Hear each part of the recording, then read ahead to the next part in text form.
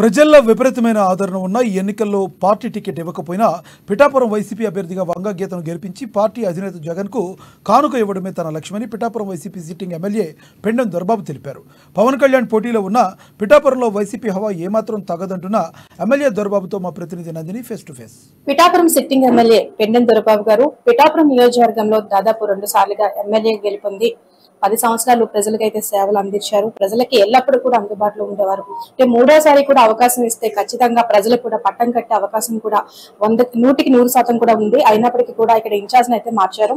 ప్రస్తుతం ఎమ్మెల్యే పెండెం దొరబాబు గారు మనతో ఉన్నారు. ఆయనతో మాట్లాడే ప్రయత్నించారు. సార్ చెప్పండి, ఇక్కడ మిమ్మల్ని కాదని వేరే అభ్యర్థికి అయితే ఇచ్చారు, ప్రజల్లోకి వెళ్తున్నారు, మిమ్మల్ని కూడా సపోర్ట్ చేయమని సీఎం జగన్మోహన్ రెడ్డి గారు అడిగారు.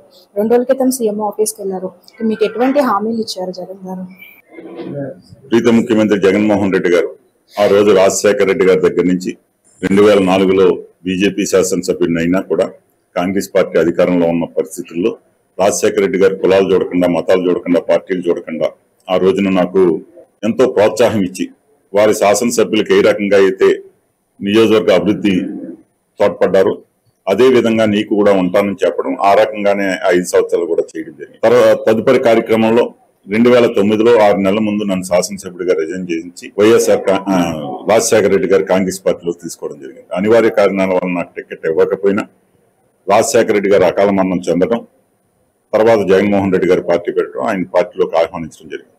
ఆ పరిస్థితుల్లో జగన్మోహన్ రెడ్డి గారు 2 పర్యాయాలు నాకు టికెట్ ఇవ్వడం, ఒక పర్యాయం నేను భారీ ఎత్తున మైనస్ లో ఓడిపోయినా కూడా ఆయన ఎక్కడా కూడా తారతమ్యం చూపించకుండా మరలా నెక్స్ట్ మళ్ళా టికెట్ ఇప్పించి ఎంతమంది ఎన్ని రకాలుగా కూడా ఆయన్ని ఇబ్బంది పెట్టే పరిస్థితుల్లో నాకు టికెట్ ఇవ్వద్దని చెప్పినా కూడా ఆయన ఒక మాటకు కట్టుబడి టికెట్ ఇచ్చే రోజున నన్ను మళ్ళా 2019లో శాసనసభ్యుడిగా చేయడం జరిగింది. ఆ రకంగా విలువలతో కూడుకున్నటువంటి వైఎస్ఆర్ కుటుంబం అంటే ఒక ఎల్లప్పుడూ నాకు గౌరవం ఉంది.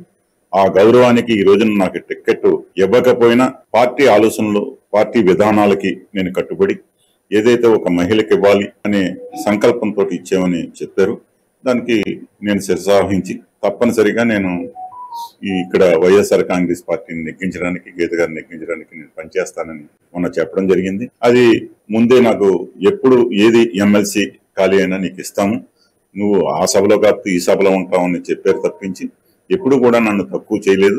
ఆ రకంగా గౌరవ ముఖ్యమంత్రి జగన్మోహన్ రెడ్డి గారి మాటకి నేను ఎప్పుడు కూడా రాజకీయాల్లో పదవులు ఉన్నా లేకపోయినా ఒక పార్టీకి కట్టుబడి ఉండాలనే సంకల్పం ఉన్న వ్యక్తిగా, లేదు అనుకుంటే నేను అలాంటి పరిస్థితి ఉంటే పార్టీ వదిలేసి బయటికి వెళ్ళిపోతాను తప్పించి నేను రెండో రకంగా పార్టీలో ఉండి ద్రోహం చేసే పరిస్థితులు నా జీన్స్ లో లేవు, నా విధానాలు కాదు.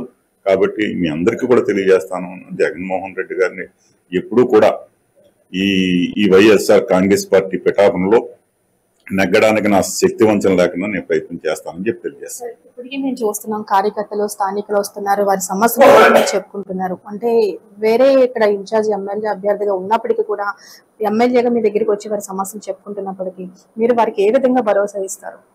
వారందరికీ కూడా ప్రజెంట్ నేను శాసనసభ్యుడిగా ఉన్నాను కాబట్టి నేను ఏదైతే గతంలో ఇచ్చిన పనులు అన్ని కూడా సక్రమంగా ఈ నియోజకవర్గంలో ఏదన్నా ప్రభుత్వం చెయ్యాలనే సంకల్పం ఉంటేనే ఆ ప్రభుత్వం నిధులు కానీ ఏదైనా విడుదల చేస్తేనే ఇక్కడ మనం ప్రజలకు చేయగలం.